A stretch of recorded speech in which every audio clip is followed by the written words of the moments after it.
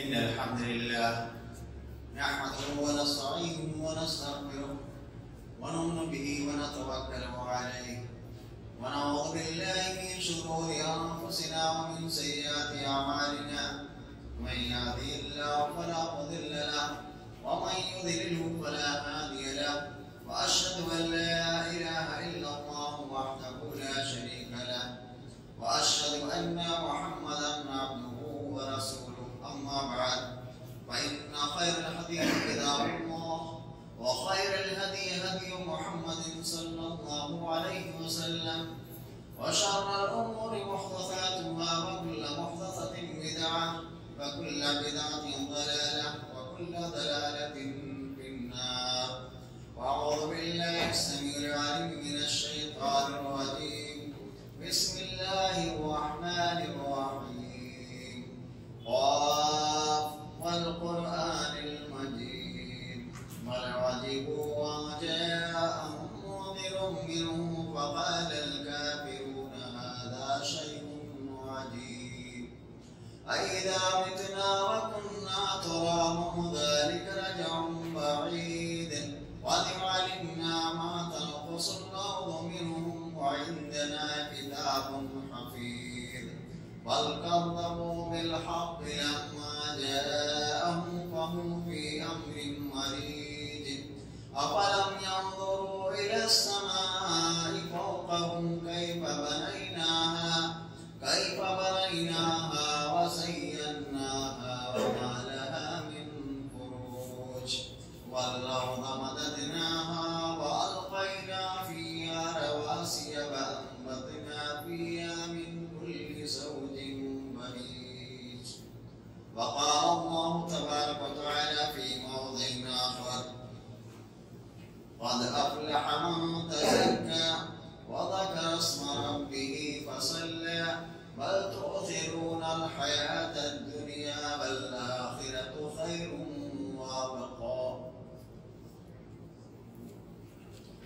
تمام قسم کی تعریفات حمد و ثنا بڑائی و کبریائی صلی اللہ رب العالمین کے لیے ہے جو سارے جہان کا تنہا اکیلا مربی اور پالنہار ہے کہ جس اللہ رب العالمین کے اختیارات میں کائنات کی ساری چیزیں ہیں وَلِلَّهِ الْحَمْدُ حَمْدًا كَثِيرًا. بعد درود و سلام نازل ہوں تمام انبیاء کرام پر خصوصاً ہمارے آخری نبی جناب محمد مصطفیٰ صلی اللہ تعالی علیہ وسلم پر جن کے ذریعے ہم تمام لوگوں کو دین اسلام ملا. میرے بھائیوں، خطبہ مسنونہ کے بعد میں نے آپ حضرات کے سامنے سورہ اعلیٰ کی چند آیات کی تلاوت کی ہے. اس آیت کریمہ میں اللہ رب العالمین ارشاد فرماتا ہے قد افلح من تزکا، یقیناً کامیاب ہو گیا وہ شخص جس نے اپنا تزکیہ کیا، اپنے نفس کو گناہوں سے برائیوں سے پاک صاف کیا. وَذَكَرَ اسْمَ رَبِّهِ وَصَلَّى، اور اپنے رب کا نام لیا اور نمازیں پڑھی. اس آیت کریمہ میں اللہ رب العالمین نے اخروی فوز و فلاح کے لیے، آخرت کی کامیابی کے لیے اللہ نے ایک شرط لگائی. وہ شرط کیا ہے کہ انسان سب سے پہلے اپنے آپ کو سیئات سے، گناہوں سے، برائیوں سے، کفر سے، شرک سے محفوظ رکھے، بچا کے رکھے. اللہ تعالیٰ کی تسبیح و تحمید کرتا رہے اور 5 وقتہ نماز کی ادائیگی کرتا رہے، پابندی کے ساتھ. تو ایسے شخص کے بارے میں اللہ نے کہا یقیناً ایسا انسان کامیاب ہو گیا، اس کی زندگی کامیاب ہو گئی. اور یہی بات اللہ رب العالمین نے قرآن مقدس میں ایک دوسرے جگہ پر ارشاد فرمایا. اللہ نے فرمایا وَنَفْسٍ وَمَا سَوَّاهَا فَأَلْهَمَهَا فُجُورَهَا وَتَقْوَاهَا قَدْ أَفْلَحَ مَنْ زَكَّاهَا وقد خاب من دساها۔ اللہ رب تعالیٰ نے نفس انسانی کی قسم کھاتے ہوئے فرمایا کہ یقیناً کامیاب ہو گیا وہ شخص جس نے اپنا تزکیہ کیا، اور ناکام و نامراد ہو گیا وہ شخص جو اپنے نفس کا تزکیہ نہ کر سکا۔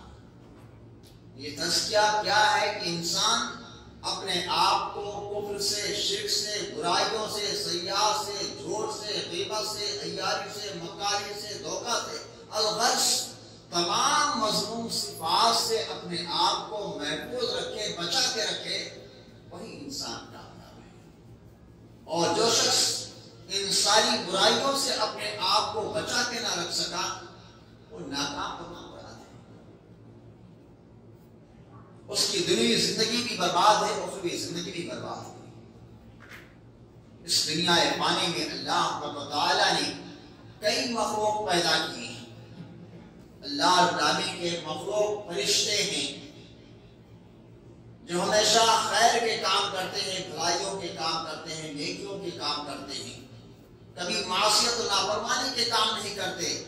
ان کے بارے میں اللہ نے فرمایا وَيَفْعَلُونَ مَا يُؤْمَرُونَ، وہ اللہ کی ایسی مخلوق ہے کہ اللہ کا جو کچھ حکم ہوتا ہے اس کو بجا لاتے ہیں، کبھی اللہ کی نافرمانی کا کام نہیں کرتے، کبھی کوئی گناہ کا کام نہیں کرتے۔ وہ کون ہے؟ فرشتے۔ اور اس کے بالمقابل اللہ رب العالمین نے اپنے ایک مخلوق بنائی ہے، وہ کون ہے؟ ابلیس، شیاطین۔ یہ اللہ کی ایسی مخلوق ہے جو ہمیشہ شر ہی کے کام کرتے ہیں، گناہ ہی کے کام کرتے ہیں، برائیوں کے کام بھی کرتے ہیں، معصیت کے کام کرتے ہیں۔ خود یہ اللہ کی ایسی مخلوق ہے ابلیس و شیطان جو خود برائیوں میں، معصیتوں میں ڈوبی ہوئی رہتی ہے، اور اللہ کی دیگر مخلوق کو بھی ان تمام چیزوں میں گرفتار کرنے کے چکر میں لگے رہتے ہیں۔ اور ان دونوں کے درمیان اللہ رب العالمین نے اپنے ایک مخلوق اور بنائی ہے، وہ ہے انسان۔ انسان یہ اللہ رب العالمین کی ایک ایسی مخلوق ہے کہ جس کے اندر اللہ تعالیٰ نے خیر اور شر دونوں جذبے رکھے ہیں۔ انسان بھلائی کا بھی کام کر سکتا ہے، برائی کا بھی کام کر سکتا ہے۔ انسان ظلم بھی کر سکتا ہے، انصاف بھی کر سکتا ہے۔ انسان جھوٹ بھی بول سکتا ہے اور انسان سچ بھی بول سکتا ہے۔ انسان امانت دار بھی بن سکتا ہے اور انسان دھوکہ فریب بھی کر سکتا ہے۔ یہ دونوں جذبے اللہ نے انسان کے اندر رکھے ہیں، اور زندگی اسی چیز کا نام ہے کہ انسان اپنے اندر پائی جانے والی بری صفات کو کچلے، دبائے، اور اپنے اندر پائی جانے والی اچھی صفات کو پروان چڑھائے۔ اسی چیز کا نام زندگی ہے کہ انسان برائیوں سے اپنے نفس کو محفوظ رکھے، اچھائیوں کو اپنے اندر پروان چڑھائے۔ اسی کا نام میرے بھائیو کیا ہے؟ زندگی ہے۔ یہ نفس پرستی بہت بری بلا ہے۔ انسان جب نفس کا غلام بن جاتا ہے کہ جو جی میں آئے بس وہی کرنا ہے، قرآن و سنت میں اللہ کا کچھ بھی ہو، تو یہ نفس پرستی یہ بہت بڑا جرم ہے۔ اور انسان جب نفس کا غلام بن جاتا ہے تو حقائق کو سامنے دیکھتے ہوئے بھی اس کو تسلیم نہیں کرتا ہے۔ آنکھیں ہونے کے باوجود بھی انسان حقیقت کو تسلیم نہیں کرتا ہے۔ کان سے انسان حقیقت کی بات کو سننا گوارا نہیں کرتا ہے۔ دل و دماغ ہونے کے باوجود آدمی اچھے اور برے کے درمیان تمیز نہیں کر پاتا ہے۔ کب؟ جب انسان اپنے نفس کا غلام بن جاتا ہے۔ اور یہ نفس پرستی بڑی خطرناک چیز ہے۔ یہ دنیا کی سب سے مشکل ترین لڑائی ہے جو ہمیں اور آپ کو لڑنی ہے اپنے نفس کے، کہ اپنے نفس کو، انسان کو قرآن و سنت کے تابع کرنا ہے۔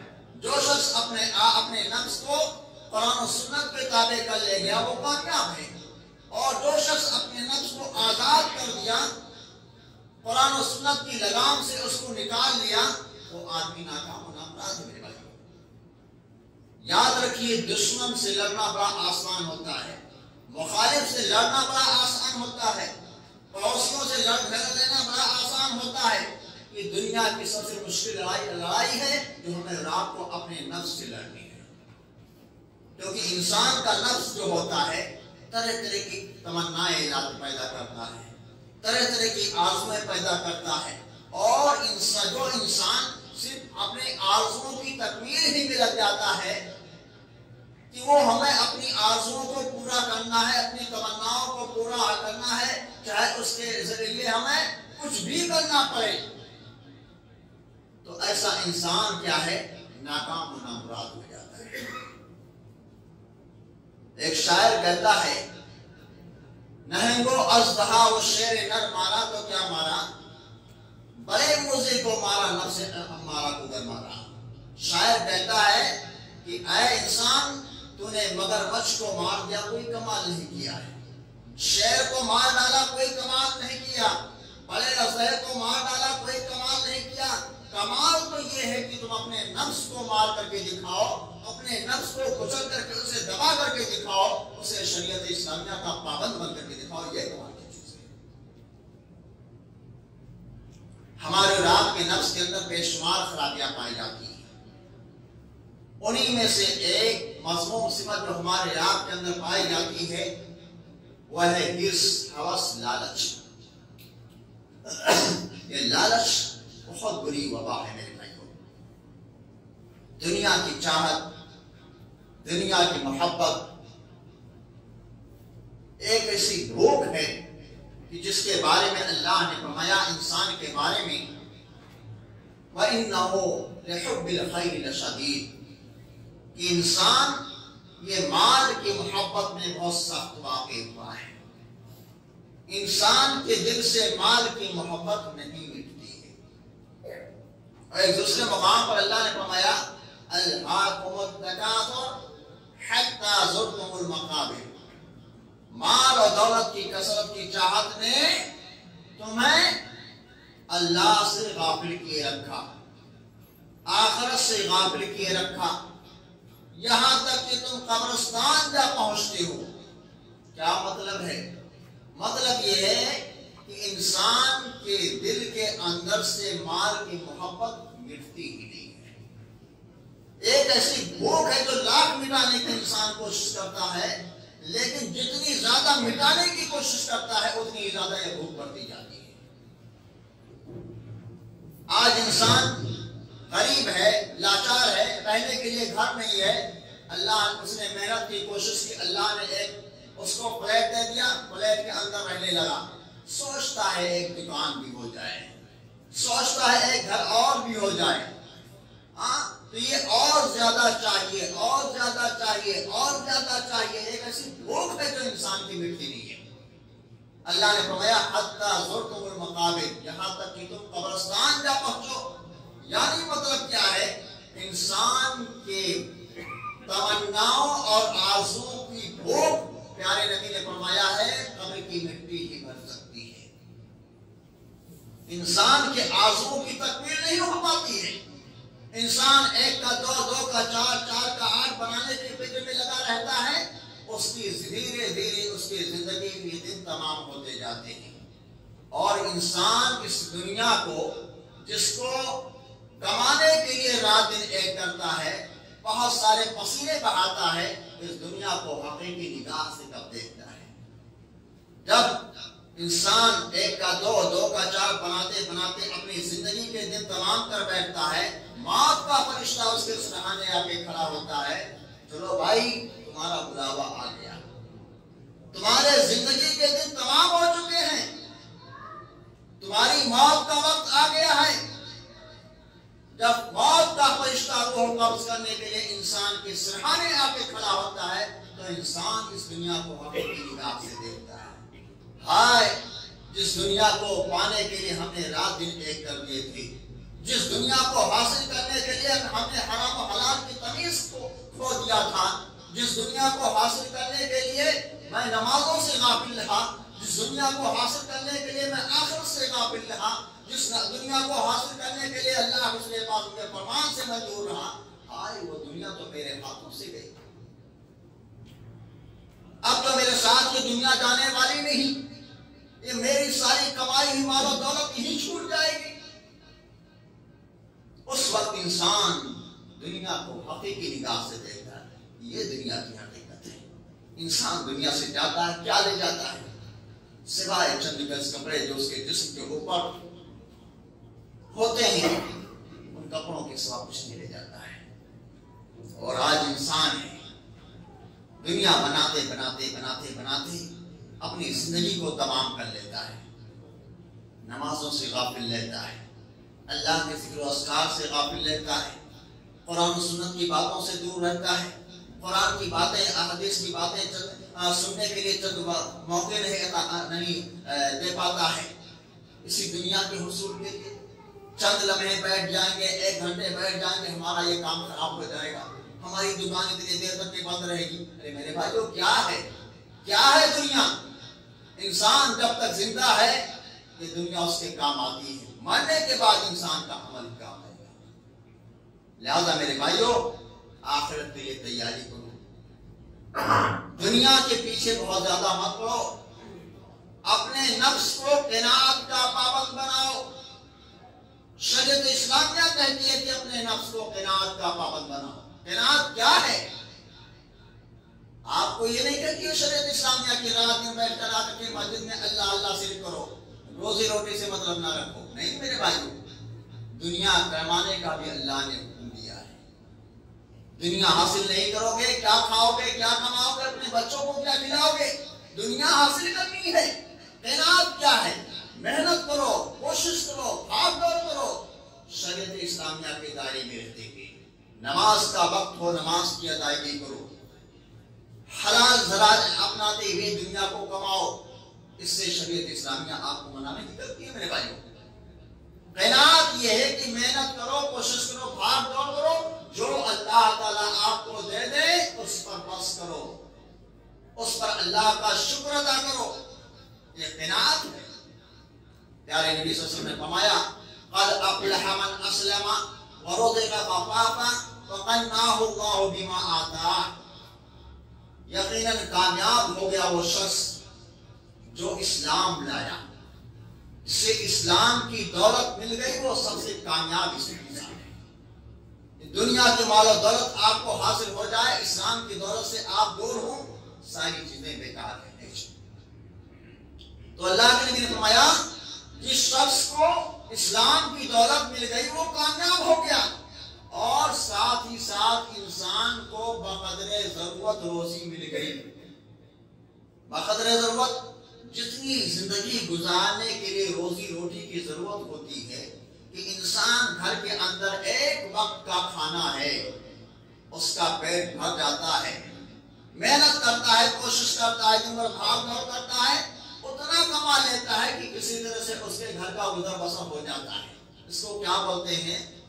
اللہ نے فرمایا بقدر ضرورت اس کو روزی مل گئی، اسلام کی نعمت مل گئی، اور جو روزی مل گئی اس پر انسان قانع ہو گیا، اللہ کا شکر گزار ہو گیا کہ اللہ نے تو نے جو کچھ دیا روٹی سکی، اللہ اس پر میں تیرا شکر ادا کرتا ہوں۔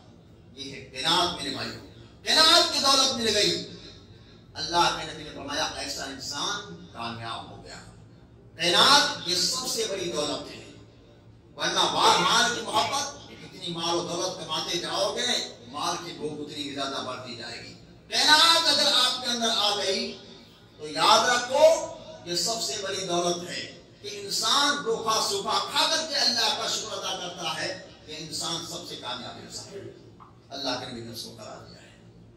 یہی وجہ ہے کہ ہم اور آپ کو تعلیم دی گئی ہے کہ دنیا میں ہم جب چلیں تو ہمیشہ دین کے معاملے میں اپنے سے بڑے لوگوں کو دیکھ کر کے چلیں، فرض نماز کا پابند ہوں، سنتوں کا جو پابند ہے اس کو دیکھ کر کے چلائیں، فرض کے ساتھ سنتوں کے اگر ہم پابند ہیں اس کو دیکھ کر کے چلیں، جو فرض کے ساتھ سنت بھی پڑھتا ہے، تہجد کی نماز کی ادائیگی کرتا ہے۔ تو دین کے معاملے میں اپنے سے بڑے لوگوں کو دیکھ کر کے چلیں، اپنے سے زیادہ متقی اور پرہیزگار لوگوں کو دیکھ کر کے چلیں، اور دنیا کے معاملے میں اللہ کے نبی نے ہم اور آپ کو تعلیم دی ہے ہمیشہ اپنے سے نیچے انسان کو دیکھ کر کے چلیں۔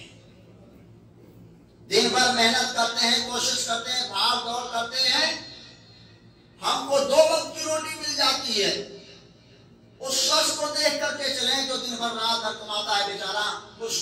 ایک وقت کا پیٹ بھر پاتا ہے۔ اس سے ہمارے اندر شکر گزاری کا جذبہ پیدا ہوگا۔ سائیکل سے چلنے اس شخص کو دیکھ کر کے چلیں جو انسان پیدل چل رہا ہے کہ اللہ نے اس سے مجھے بہتر بنایا ہے، ہم سائیکل سے تو چل رہے ہیں۔ پیدل چل رہے ہیں اس شخص کو دیکھ کر کے چلیں جو پیروں سے معذور ہے، چل نہیں سکتا ہے۔ ہمارے اندر شکر گزاری کا جذبہ پیدا ہوگا کہ اللہ نے ہمیں کچھ بھی نہیں دیا ہے، اس لائق بنایا ہے جو ہم چل تو پھر سکتے ہیں، جہاں چاہے جا سکتے ہیں، آ سکتے ہیں، اس انسان سے تو بہتر ہے۔ اس سے ہمارے اندر اللہ رب العالمین کی شکر گزاری کا جذبہ پیدا ہوگا میرے بھائی۔ اسی لیے اللہ کے نبی نے تعلیم دی ہے کہ دنیا کے معاملے میں ہمیشہ اپنے سے کم تر لوگوں کو دیکھ کر کے چلے میرے بھائی۔ اسی طرح سے ہمارے اور آپ کے نفس کے اندر ایک خرابی پائی جاتی ہے، وہ ہے غصہ۔ بڑی ہی مذموم صفت ہے غصہ، اور غصہ ایک ایسی صفت ہے میرے بھائیوں جو ہر انسان کے اندر پائی جاتی ہے۔ ہمارے اندر بھی اللہ نے غصہ کی صفت رکھی ہے، آپ کے اندر بھی اللہ نے غصہ کی صفت رکھی ہے۔ ہر شخص کے اندر یہ غصہ موجود ہے، اور امام شافعی رحمۃ اللہ فرماتے ہیں کہ جس شخص کو غصہ نہ آئے وہ گدھا ہے۔ غصہ آنا یہ انسانی فطرت ہے، انسان کی فطرت میں داخل ہے۔ البتہ ایک ہے غصے کا آنا اور ایک ہے غصے کا اظہار کرنا۔ ہمارا اور آپ کا نفس کہتا ہے کہ غصہ آئے تو کسی کو مارے، کسی کو پیٹے، کسی کو برا بھلا کرے، یہ ہمارا اور آپ کا نفس کہتا ہے۔ شریعت اسلامیہ کیا کہتی ہے؟ جب تم کو غصہ آئے تو اپنے غصے کو اپنے قابو میں رکھو، اپنے کنٹرول میں رکھو، یہ سب سے بڑا جہاد ہے، اس سے بڑھ کر کوئی جہاد نہیں ہے۔ اللہ کے نبی نے فرمایا لیس الشدید بالسرعہ انما الشدید الذی یملک نفسہ عند الغضب۔ پہلوان وہ نہیں ہے کہ جو اکھاڑے میں کسی کو پچھاڑ دے، اصل پہلوان وہ ہے جو غصے کے وقت اپنے نفس کو اپنے قابو میں کر لے۔ غصہ آیا کسی کو مار دیا، غصہ آیا کسی کو برا بھلا کہہ دیا، غصہ آیا کسی کو ماں بہن کی گالی دے دی، غصہ آیا الٹے سیدھے حرکت کر بیٹھا، غصہ آیا کسی کی زندگی کا خاتمہ کر بیٹھا۔ شریعت اسلامیہ کہتی ہے ایسا انسان بزدل ہے۔ جس شخص کو اپنے نفس پر کنٹرول کرنا نہیں آتا ہے، جو انسان اپنے غصے میں آ کر کے بے قابو ہو جاتا ہے، اپنا آپا کھو بیٹھتا ہے، شریعت اسلامیہ کہتی ہے ایسا انسان بزدل ہے۔ سب سے پہلوان انسان شریعت اسلامیہ نے اس انسان کو قرار دیا ہے جو غصے کے وقت اپنے نفس کو اپنے کنٹرول میں کر لیتا ہے، اپنے قابو میں کر لیتا ہے۔ وہ غصے میں کوئی ایسا قدم نہیں اٹھاتا ہے کہ جس سے اس کی دنیا بھی برباد ہو جائے اور آخرت بھی برباد ہو جائے۔ بہت سارے لوگوں کو دیکھا جاتا ہے کہ انسان جب غصے میں آتا ہے کیا کر رہا ہے کیا نہیں کر رہا ہے، اس کو کچھ انجام کی کوئی فکر نہیں ہوتی ہے، غصے میں سب کچھ کر بیٹھتا ہے۔ حالانکہ بعد میں انسان کا پہ افسوس ملتا ایسا نہ کیا ہوتا تو بہتر ہوتا۔ یہی وجہ ہے کہ ہم اور آپ کو تعلیم دی گئی ہے کہ جب انسان غصے کی حالت میں ہو اور اسے یہ خدشہ لاحق ہو کہ اپنا آپا کھو بیٹھے گا، اور نعوذ باللہ من الشیطان الرجیم پڑھ لیا کریں۔ یہ شیطان ہے جو انسان کو غصے پر آمادہ کرتا ہے اور دو بھائیوں کے درمیان لڑائی کرنے پر آمادہ کرتا ہے۔ میرے بھائی فوراً اعوذ باللہ من الشیطان الرجیم پڑھ لے، وہاں سے ہٹ جائیں، آپ کا غصہ ختم ہو جائے گا میرے بھائی۔ اور اللہ کے قسم نے ایسے شخص کو عظیم بشارت دی ہے جو غصے کے وقت اپنے غصے کو پینے کا ہنر جانتا ہے اور غصے کے وقت اپنے آپ کو اپنے کنٹرول میں کر لیتا ہے۔ اللہ کے نبی پاک نے فرمایا اپنی حدیث مبارکہ کے اندر من کذب غیظا وهو قادر على ان ينفذه دعا الله على رؤوس الخلائق حتى يخيره من الحور العين۔ اللہ کے نبی نے فرمایا کہ جو شخص غصے کی حالت میں ہو اور اپنے غصے کو پی جاتا ہو اور غصے کو پینے کے ہنر کو جانتا ہو، حالانکہ وہ اس بات پر قادر ہے کہ اپنے غصے کو انجام دے سکے۔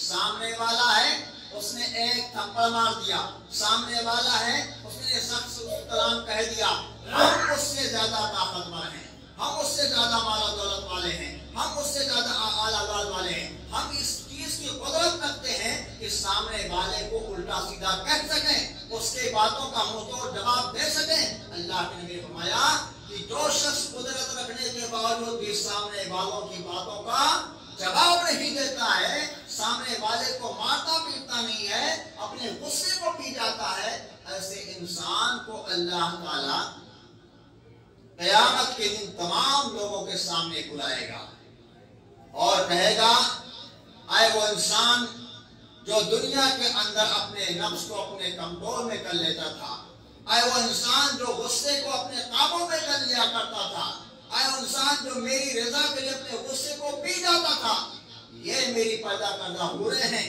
ان میں سے جتنی چاہ جو چاہ لے لے۔ پیارے نبی صلی اللہ علیہ وسلم نے فرمایا ہے، یہ ہمارا کام کیا الفاظ نہیں۔ اس لیے میرے بھائیوں، ہم اور آپ کو چاہیے ہمارے اور آپ کے اندر اگر غصہ پائے جائے تو جو شریعت اسلامیہ جس چیز کی ہم اور آپ کو تلقین کرتی ہے ہم اس کی پاسداری کریں، فوراً اعوذ باللہ من الشیطان الرجیم پڑھیں اور غصے کو پینے کا ہنر پیدا کریں اپنے اندر۔ اسی طرح سے ہمارے اور آپ کے اندر ایک بڑی ہی مضمون صفت پائی جاتی ہے، وہ ہے انتقام کا جذبہ۔ دشمن سے انتقام لینا، مخالف سے انتقام لینا، پڑوسی سے انتقام لینا، اور یہ ایک ایسا جذبہ ہے جو ہر انسان کے اندر کوٹ کوٹ کر پھر رہا ہے۔ کسی نے غصے میں آ کر کے ہمارے بچے کو ایک تماچا مار دیا کسی اسی لڑکے پر، اب انسان سوچتا ہے اس کو میں سامنے والے کی یہ ہمت ہمارے بچے کو ایک تماچا مار دیا۔ انسان انتقام کے جذبے میں چور ہو کر کے چاہتا ہے اس کو 100 تھپڑ وسیع کر دے، یہ انسان چاہتا ہے۔ زمانے جاہلیت میں کیا ہوتا تھا؟ لوگ اپنے انتقام کی آگ کو کیسے بجھاتے تھے زمانے جاہلیت میں؟ یہاں تک کہ دشمن کے کسی آدمی کو اگر قتل کر دیتے تھے تو ان کے انتقام کی پیاس نہیں بجھتی تھی۔ قتل کرنے کے باوجود جب تک کہ جس کو قتل کر دیا ہے اس کے کان نہ کاٹ لیتے، اس کے ناک نہ کاٹ لیتے، اس کی آنکھیں نہ پھوڑ دیتے، اس کو بدنما نہیں بنا دیتے تھے، زمانے جاہلیت میں ان کے انتقام کی پیاس نہیں بجھتی تھی۔ خود غزوہ احد میں دیکھیے، ہندا جن کا نام ہمیں ادب و احترام سے لینا چاہیے، اس وقت وہ اسلام نہیں لائی تھی۔ غزوہ احد کی بات ہے جب اللہ کے رسول پاک کے پیارے چچا حضرت امیر حمزہ رضی اللہ تعالیٰ عنہ شہید کر دیے گئے، تو یہی ہندا جو بعد میں اسلام لائی تھی، انہوں نے کیا کیا تھا اس وقت میں؟ اس وقت اللہ کے رسول پاک کے چچا کے سینے کو چاک کروایا، ان کے کلیجے کو نکالا، اس کو چبانے کی کوشش کی تھی۔ یہ انسانی مزاج ہے کہ جب انتقام کے جذبے میں آ جاتا ہے تو بالکل اندھا ہو جاتا ہے، کیا کر رہا ہے کیا نہیں کر رہا ہے، اس کے نقصانات اس کے اوپر کیا آ سکتے ہیں، انسان انجام کو نہیں دیکھتا ہے۔ میرے بھائیوں، اس لیے شریعت اسلامیہ ہم اور آپ کو تعلیم دیتی ہے کہ اگر کسی شخص نے آپ کے اوپر ظلم کیا ہے تو آپ کو اس چیز کا حق حاصل ہے کہ آپ اس سے بدلہ لے سکتے ہیں۔ کسی نے آپ کو 2-4 تھپڑ مارا، 1 تھپڑ مارا ہے، بدلے میں 1 تھپڑ مار سکتے ہیں۔ اگر اس سے زیادہ مارتے ہیں تو یہ ظلم ہے، آپ کی پکڑ ہوگی۔ اس سے زیادہ آپ نہیں مار سکتے، لیکن شریعت اسلامیہ کیا کہتی ہے؟ اگر کسی نے آپ کو غصے میں آ کر کے الٹا سیدھا کچھ کہہ دیا ہے تو برداشت کا مادہ اپنے اندر پیدا کرو، برداشت کا مادہ اپنے اندر پیدا کرو، چھوٹے نہیں ہو جاؤ گے۔ انسان کیا ہے؟ اپنی ناک اونچی کرنے کے لیے دنیا میں آئے، کیا ہے؟ کسی نے مار دیا، ارے ہم کو مار دیا، ہم کو کیا کہیں گے، ایسا جو کوئی ہے اس کو ٹھوکتے ہی جا رہا ہے۔ انسان انتقام کے جذبے میں آ کر کے کسی نے 1 تھپڑ مار دیا، سوچتا ہے اس کو 1000 تھپڑ مار ڈالیں، میرے بھائی یہ غلط چیز ہے. شریعت اسلامیہ کہتی ہے آپ بدلہ لے سکتے ہو لیکن صبر کرو. وَلَمَنْ صَبَرَ وَغَفَرَ فَإِنَّ ذَلِكَ مِنْ عَزْمِ الْأُمُورِ. یہ اللہ نے فرمایا جو شخص صبر کر لے سامنے والے کو معاف کر دے یہ بڑے ہمت والوں کی بات ہوتی ہے. یہ بڑے ہمت والوں کی بات ہوتی ہے کہ سامنے والے نے کچھ کہہ دیا, سامنے والے نے مار دیا, لیکن اللہ کی رضا کے لیے انسان صبر کر لیتا ہے اور وہاں سے چلا جاتا ہے. یہ بڑے ہمت والوں کی بات اللہ نے کہا. ہم اور آپ کیا سوچتے ہیں کہ ہماری ناک کٹ جائے گی, معاشرے میں ہمارا مقام کیا رہ جائے گا؟ میرے بھائیو یہ نہیں سوچنا چاہیے ہمیں. اللہ کے نبی پاک نے فرمایا ہے, اپنی حدیث مبارکہ کے اندر اللہ کے نبی فرمایا ما ابا عبد ان مظلمۃ یبتغی به وجه اللہ الا زادہ اللہ به عزا یوم القیامہ. کہ جو شخص ظلم سہنے کے باوجود بھی سامنے والے کو معاف کر دیتا ہے, کیا کہا اللہ کے نبی, ظلم سہنے کے باوجود بھی سامنے والے کو معاف کر دیتا ہے. کس لیے؟ اللہ کی رضا کے لیے. اللہ تیری رضا کے لیے میں نے اس کو معاف کر دیا. اس نے مجھے گالی گلوچ دے دیا, مجھے کوئی فرق نہیں. اس نے 2 تھپڑ مار دیا, اللہ مجھے کوئی فرق نہیں. تیری رضا کے لیے اللہ میں نے صبر کر لیا, ظلم کو برداشت کر لیا. اللہ کے نبی نے فرمایا الا زادہ اللہ بہا عزا یوم القیامہ. ایسے شخص کو اللہ تعالیٰ قیامت کے دن سربلندی عطا فرمائے گا. میرے بھائی, انسان دنیا میں قدرت رکھتا ہے کہ اس کا منہ توڑ جواب دے سکے, پھر بھی اللہ کی رضا کے لیے کہ معاملہ توڑ نہ کھینچے, ہمارے 2 رشتوں کے درمیان, ہمارے بھائیوں کے درمیان اختلاف نہ پیدا ہو, اس کے لیے انسان کیا کر لیتا ہے؟ صبر کر لیتا ہے, سامنے والے کو معاف کر دیتا ہے. اللہ کے نبی نے فرمایا ایسے شخص کو اللہ تعالیٰ قیامت کے دن کیا ہے؟ سربلندی عطا فرمائے گا. میرے بھائی, اور خود ہمارے پیارے نبی صلی اللہ علیہ وسلم کو دیکھیے کتنی تکلیفیں جھیلی اللہ کے نبی نے. فتح مکہ کے موقع کو دیکھیے, اللہ کے پاس کے سامنے سارے جانی دشمن سامنے سر جھکائے دیکھ رہے تھے. یہ وہ لوگ تھے جنہوں نے اللہ کے رسول پاک کا اور اللہ کے رسول پاک کے صحابہ کے سکون کو غارت کر رکھا تھا مکہ کے اندر. آپ کو چین سکون کے ساتھ بیٹھنے نہیں دیتے تھے, آپ کے صحابہ کے ساتھ تلوار کیا کرتے تھے, ہنسی اور ٹھٹا اور مذاق کیا کرتے تھے, آپ کو گالیاں دیا کرتے تھے, آپ کو الٹا سیدھا کہا کرتے تھے, آپ کو مارا پیٹا کرتے تھے, آپ کے ساتھیوں کو ستایا کرتے تھے. اور جب اللہ کے نبی مکہ چھوڑ کر کے مدینہ میں آئے, یہاں بھی آپ کو سکون سے بیٹھنے نہیں دیے. لیکن ایک وقت آتا ہے جب مکہ فتح ہو جاتا ہے, سارے دشمن آقا رسول کے سامنے کھڑے ہوتے ہیں سر جھکائے ہوئے, اور اس وقت اللہ کے رسول ایسی پوزیشن میں ہوتے ہیں کہ دنیا کی کوئی طاقت مسلمانوں سے ٹکرانے کی ہمت نہیں کرتی تھی اس زمانے میں. اتنی بڑی پوزیشن میں اللہ کے رسول تھے, جو چاہتے ان کے ساتھ سلوک کر سکتے تھے اللہ کے نبی. لیکن اللہ کے نبی نے کہا اے میرے مکہ والوں, یہ بتلائیے کہ میں تمہارے ساتھ کیا سلوک کرنے والا ہوں. انہوں نے کہا خیرن نرجو. دشمنوں نے کیا جواب دیا تھا؟ کہا خیرن نرجو, اے محمد صلی اللہ علیہ وسلم آپ سے ہمیں خیر ہی کو امید ہے, آپ ہمارے ساتھ خیر ہی کا معاملہ کریں گے. میرے بھائیو, کیریکٹر اس کو کہتے ہیں, اخلاق اس کو کہتے ہیں, کردار اس کو کہتے ہیں کہ اتنے اعلیٰ بن جاؤ کہ دنیا آپ سے یہ امید رکھے کہ ایک مسلمان ہمیشہ جو معاملہ کرے گا خیر کا معاملہ کرے گا. جانی دشمن ہے, کہتے ہیں آپ سے ہمیں خیر ہی کی امید ہے کہ آپ ہمارے ساتھ برا ہی معاملہ کریں گے. چنانچہ اللہ کے پاس نے کیا کیا؟ سارے دشمنوں کو معاف کر دیا, جب تم سزا دو.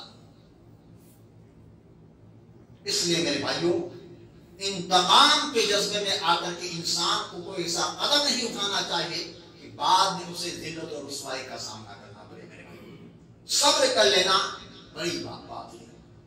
باقی انشاءاللہ کبھی موقع ملا تو اپنی بات رکھیں گے. اللہ تعالیٰ سے دعا کرتے ہیں کہ اللہ کتاب و سنت کی روشنی میں جو باتیں ہم نے سنی ہیں اس کے مطابق تمام